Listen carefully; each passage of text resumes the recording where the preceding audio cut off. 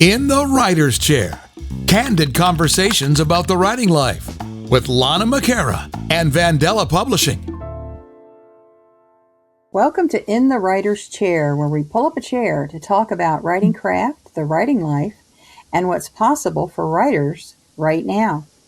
My name is Lana McAra, and I am delighted to welcome to our broadcast today Julie Robitaille.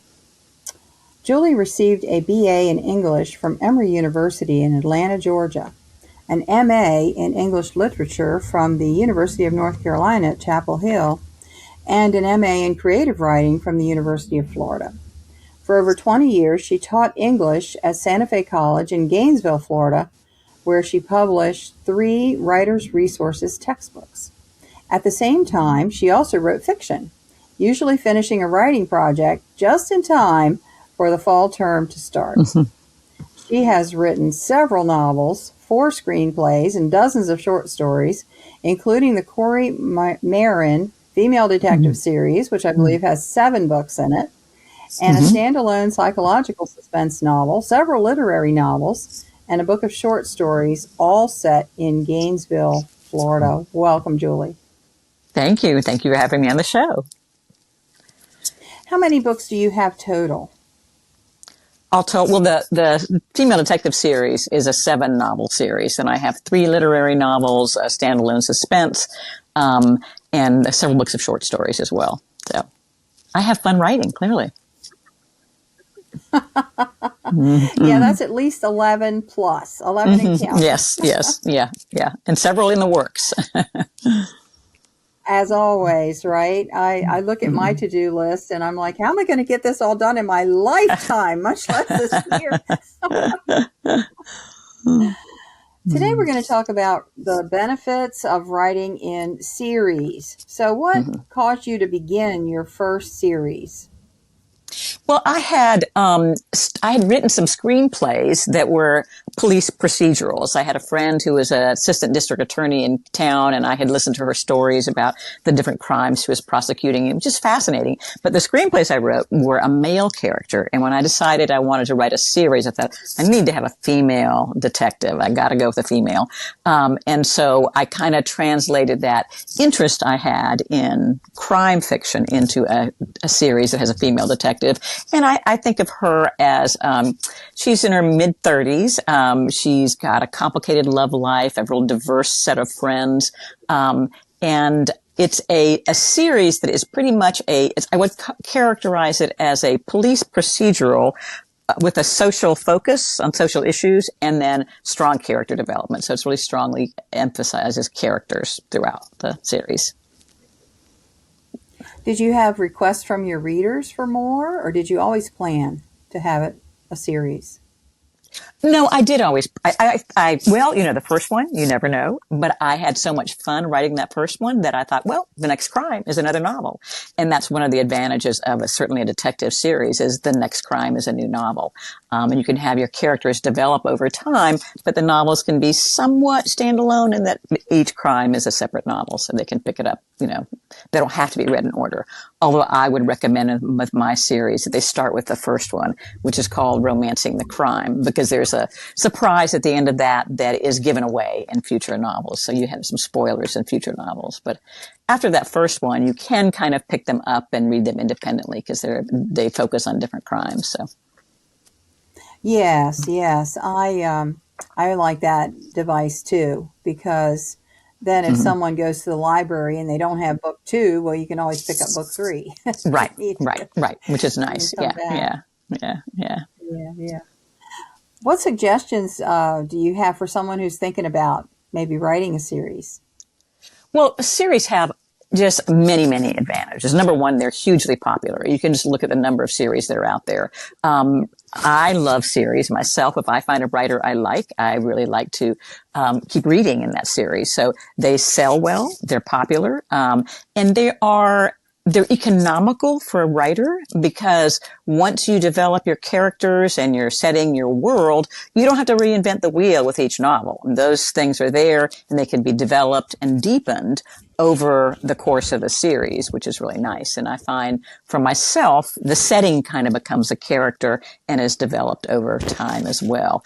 I tend to like series that are set in unique locations, like Louise Penny's Three Pines. I would say that's probably the closest to my series, the early Louise Penny, but also Ian Rankin set in Scotland, Donna Leone in Venice. I mean, I just like series that let me explore a new and kind of exciting setting as well as the characters. So there are lots of other advantages as well. Because they sell well, once you have a series, you really only need to advertise your first book in the series, because once readers pick it up and they like it, you'll have a good sell through for the other books in the series, which really helps you be economical with your advertising dollars.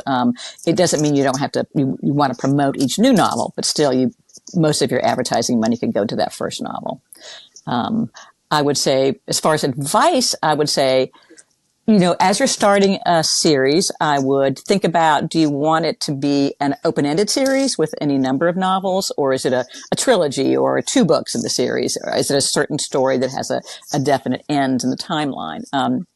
With detective novels, of course, it's pretty open-ended because each crime can be a new novel. I mean, you look at Kingsley Milhone, it's like Sue Grafton has got, however, every letter of the alphabet, and everyone is pretty much, with her, it's pretty much a standalone. Kinsey Milhone will introduce herself at the beginning of each novel, and you're on to a new crime. So they can be read pretty independently. But they're just, there's no need to have a set number in a series. It's open-ended like that. Also, I would think about, do you want them to have to be read in order, or can they be read as standalone novels? That's a good thing to start with. One of the best recommendations I would have, or pieces of advice, would be to keep a series Bible. So for each novel, every time you introduce a character, I would, record that, the brief physical description, hair color, eye color, age, characteristics. Because later, if you're in book 5, you say, well, what's the name of that doctor she went to see in book 2? And instead of having to search through it, you have that whole list of characters and their names and their descriptions. Because readers may remember something you don't remember about their description. And if you give them the wrong eye color, it'll be an issue. So you want to make sure you get those, nail those character details down and have it as an easy reference when you're writing. Yes, for sure. For sure. I have a sheet that I keep all that information on, so I can make sure I'm not getting it wrong. 'Cause after so many books, I mean, it's hard to keep them straight, isn't it? It is, yeah. Well, especially we have minor characters that show up and you go, well, she went to, what was that doctor's name? Or what was the lawyer's name that, So you just have to make sure you have those details easily accessible. I mean, you can find them if you go back to the script, of the novel, but it takes a lot more time. So save yourself time, I say. Absolutely. It really does irritate me when I have to go searching for something when I want to be writing. Yeah. So a series will streamline the writing process. What are some of the ways that it will streamline for you? Well, in that you have your world in mind. You've already created this world, this setting. Mine is Gainesville. So I know I don't have to reinvent that every time I write a novel, which I think is a lot of work. I mean, it can be fun, but it's kind of nice to be able to have your group of characters, their relationships develop over time. You can introduce new characters, certainly. I do with every couple books. There are new characters, a new detective that enters, someone who leaves the department, someone who enters, or just various people that she meets. So there are new characters that come in, which gives you a lot of variety, but it just makes it easier to have that grounding in what feels like a real world that readers can get used to as well and have expectations about as well. So, yes, is Gainesville your hometown? Yes, most of my life. I mean, I was born in Puerto Rico. My parents were down there working for the government, but I've lived most of my life in Gainesville. Went away to schools, but came back and taught here and went to school here myself. So. Yeah, there's such an advantage to being a hometown person and writing about your hometown. I've seen it time and time again. Yeah. when people come to the book table and you say, "Oh, I'm from here, and all the books are about here," they immediately want to see, what you said about the Yeah. town. Yeah. Yeah. I think most series are set in a very unique location. Like I said, Three Pines for Louise Penny, Sue Grafton's her little town in the coast of California, Ian Rankin, it's Edinburgh. So they're set, and it's one of the joys of reading a series, I think, is getting to know a new setting, a new place. Mm-hmm. And those Yeah, settings become characters. They become characters in themselves, I think. mm-hmm. So. Yeah, yeah. And you don't have to recreate all that. All the research Right. you've done is there. It's all Right. there. Right. Yep. Yeah. Yeah. So if a writer is thinking about a series, I would strongly recommend it because there's so many advantages, both because it's economical, they sell well, and they simplify the writing task in a way. Mm-hmm. Yeah. And what about the marketing?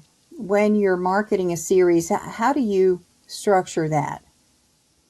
Well, as I said, I would, when I have a new novel come out, I'll try to do a little push to get that introduced to my readers through emails and that sort of thing, and a new little advertising. But most of my emphasis is book one, because book one is the entryway into that series. And once readers start on that, they tend to read through.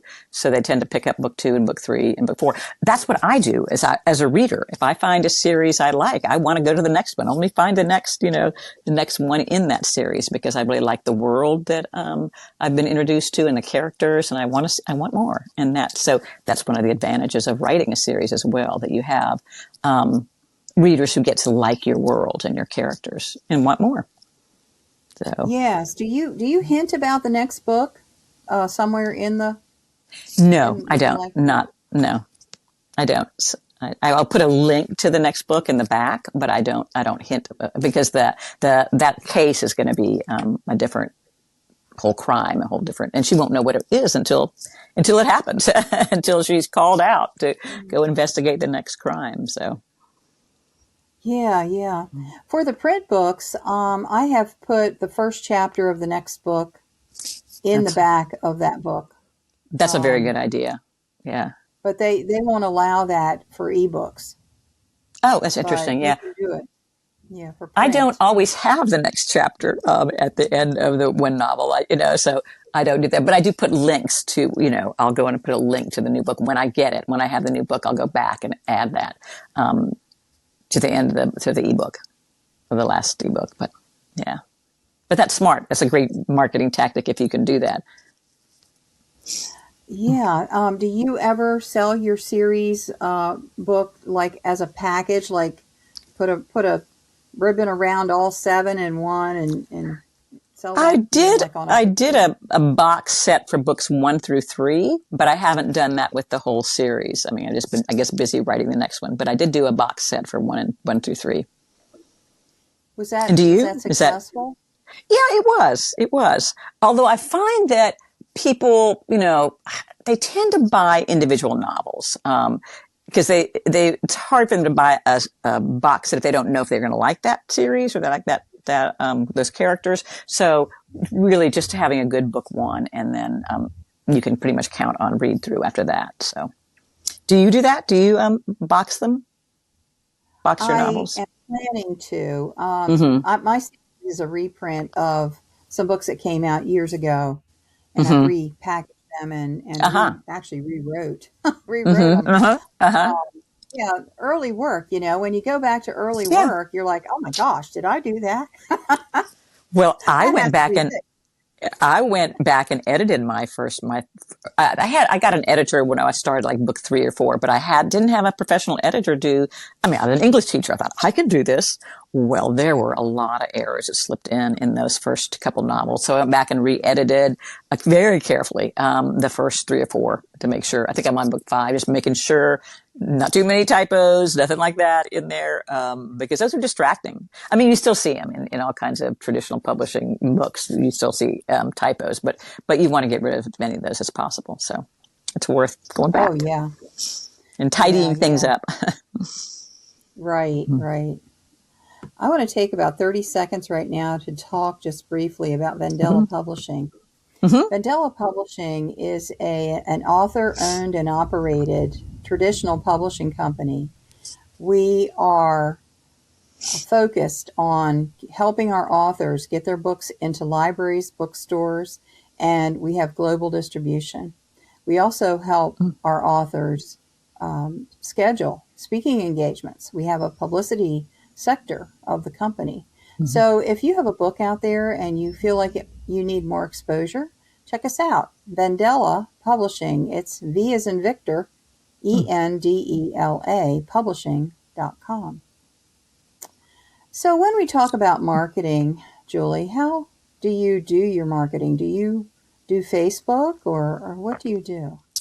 I do primarily Amazon ads. That's what I've focused on, is Amazon ads. I'm thinking of experimenting with some other areas, maybe Book Talk, trying to do something with Book Talk because that reaches a whole different audience, I think. But I focus so far on Amazon ads. Amazon ads. And has that been successful for you?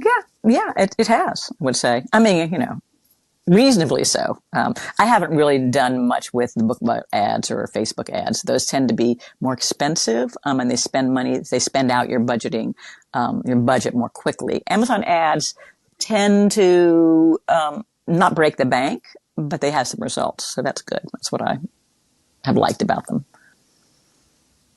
So with Amazon ads, does that mean that the book goes to the top and it says sponsored next to it? I've never really understood that. They have, there are so many books, of course, being printed out all the time on Amazon and advertised on Amazon. So I think the way to get your book on the top of that feed at the bottom, they'll have, there'll be people who read this novel also read these novels. So they'll have that recommended thing. But then they also have just books they think that the algorithm thinks that reader will like, and they'll advertise them based on your keywords, whether you're talking about police procedural, female detectives, whatever, they'll advertise on like kinds of books. But the higher you bid for the ad, the greater the chance of it being on the top of that list. So, and I don't tend to spend a whole lot on my per click spend, so they're not really high on that list. But they've, people have found them and then keep reading. And the thing, once a reader finds a series they like, then they're gonna read through it. And then Amazon will advertise, let that reader know when another novel comes out in the series. They'll say, oh, here's another novel in the series that you like. So that's always useful as well. Okay. So it kind of bumps you to the head of the line. The more you spend, the more it bumps you to the head of the line, yes. But. Yeah. So let's talk a little bit about character development in a series. Do you develop the person's life a little more with every book, or do you have your main character stay pretty static? No, she does develop, and her relationships with her friends and love interests, they develop over time. So she has certain, fears that she's grappling with, and you see her continue to grapple with those in each new novel, and fear of intimacy and relationship, and you see her grappling with that as the novels go forward, and she grows. I think that's we see that relationships in our lives develop over time. People don't change radically, but they do learn, and they do get more comfortable with perhaps intimacy or giving up some of those fears they had because of bad experiences in the past. So yeah, I would say she does develop over time. And then her friends have, different kinds of crises that happen that she helps them through. And that develops over the different novels. They're sort of, her groups of friends, are fascinating and very diverse, and they have all kinds of issues that are very topical, that she helps them negotiate, I would say. Yes, I can see that. So it's not so rigid or formed that you have to read them in order, but you're going to get more as you go. Yeah. down.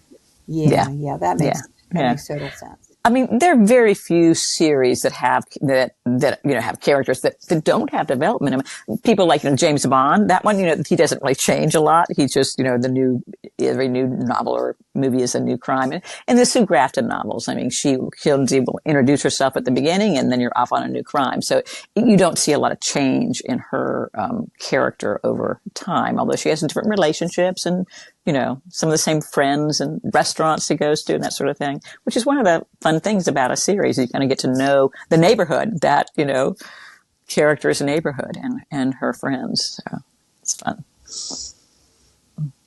Oh, yeah. I love the Sue Grafton series. Oh, it's fun. It's just a lot of fun. Way back in the day. Yeah. And the ABCs, just... Yeah. To me, it was so brilliant. 26 books right there. I know. But they don't have to be read in order. They can be read independently, because she does. Like I said, she introduces herself in that first paragraph and you're off and running. So. Yes. Always a little bit of something going on in her life, but mostly it's all about the mystery. Yeah. Yeah, it's awesome. So anything else about writing a series? You recommend them? Oh, I love reading them and I love writing them. So yeah, if you are someone who likes series, whether it's fantasy series or mystery series, detective series, cozy mystery series, then yeah, I would say you might want to try your hand at writing them as well, because that's a world you enjoy and you're familiar with, and you can jump right in. I think series are wonderful. I both love writing them and reading them. So. Yeah, me too. So do you have anything to offer our guests today? Let's see. I do have on my website, I have a free book of short stories called Trust Me, Voices from the South, which is, you can't trust these voices exactly. They're all different voices, and you have to kind of take them all with a grain of salt. But there's a free download of that Trust Me, Voices from the South book on my website if you sign up for my mailing list. So. Okay. Give us your website then. It's jwrobitaille.com. Very simple. Let me spell that name, though. J.W. Robitaille, Robitaille. There was a famous hockey player, Jean-Luc Robitaille. Some people may know that name. It's a French-Canadian name. He's no relationship, but that's a name that people sometimes recognize from him. But so. Yes, absolutely. So and of course, do we get more? So anyway, on the website, you can get a preview of all the books that are currently out, and kind of get to read the first chapter at least of each of those. So that's kind of fun. So, I'm sorry, you were asking. I was just saying, where do we get more? I know your website, jwrobitaille.com. Is there anything else? I mean, Amazon.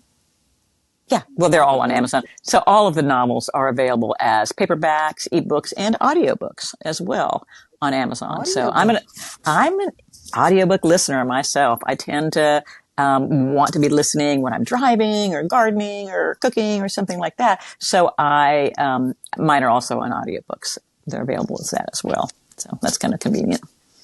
That is tremendous. I know so many authors who talk about getting audiobooks. You're the first one I've met who actually does it for their whole series. That's great. Yeah. Well, Julie, thank you so much for being with us today. This has been tremendous. Thank you for having me on the show.